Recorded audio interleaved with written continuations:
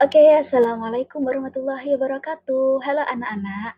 Nah, sekarang kita akan membahas tentang gaya gesek ya. Nah, anak-anak pernah nggak ketika kalian sedang berjalan pakai sepatu, kemudian tiba-tiba kalian tergelincir? Misal jalannya licin atau sepatu kalian yang sudah halus gitu. Nah, kalian pernah nggak ketika jalan gesekan antara sepatu kalian dan lantai itu terasa? Nah, jadi ya itu termasuk salah satu contohnya gaya gesek. Nah, jadi gaya gesek itu apa sih? Gaya gesek itu adalah gaya yang berarah melawan gerak benda atau arah kecenderungan benda bergerak. Gaya gesek muncul apabila dua benda bersentuhan. Jadi itu tadi. Jadi sepatu, misalnya ini sepatu ya. Misalnya ini sepatu, kemudian bawahnya di lantai. Nah, ketika kalian berjalan, biasanya kan ada gesekan nih. Kan pasti ada gesekan antara sepatu dan lantai kan. Nah, kadang kalau sepatunya halus, licin, jalannya licin, kalian bisa langsung serut gitu kan. Tapi kalau jalannya agak kasar atau tidak begitu licin jalannya, kalian kan apa namanya berat gitu kan sepatunya, nggak tergelincir gitu, nggak luncur gitu. Nah, jadi itu gaya gesek. Nah, kemudian nih, ini beliau ada dua gambar. Nah, yang pertama itu gambar apa itu?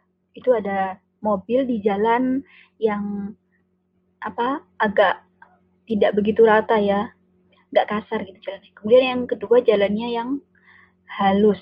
Nah, jadi kekasaran dan kelicinan permukaan suatu benda mempengaruhi gaya gesek yang dihasilkan. Nah, semakin besar permukaan suatu benda, semakin besar gaya geseknya dan sebaliknya. Nah, itu maksudnya gimana sih? Kita akan bahas. Nah, perhatikan gambar di samping. Mobil A berjalan di jalan yang terjal, sedangkan mobil B berjalan di jalan yang halus. Nah, maka gaya gesek pada mobil A lebih besar daripada mobil B. Karena mobil B memiliki gaya gesek yang lebih kecil, maka mobil B akan berjalan lebih cepat dari mobil A.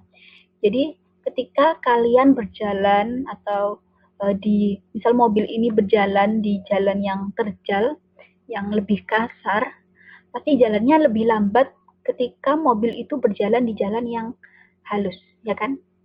Nah, jadi ketika jalannya lebih kasar, lebih terjal, maka gaya geseknya itu lebih besar, akan lebih besar.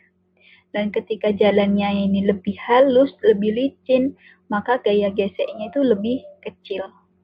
Nah, gaya gesek ini bermanfaat anak-anak buat kehidupan sehari kita. Nah, ini ada salah satunya membantu makhluk hidup dan benda-benda bergerak tanpa tergelincir. Coba kalian bayangkan ketika tidak ada gaya gesek. Nah, ketika kalian berjalan, kemudian karena gaya geseknya tidak ada atau sangat kecil sekali, nah kalian bisa saja akan sangat mudah tergelincir gitu, karena tidak ada yang menahan kaki kalian gitu. Kemudian kedua, menghentikan kendaraan yang sedang bergerak.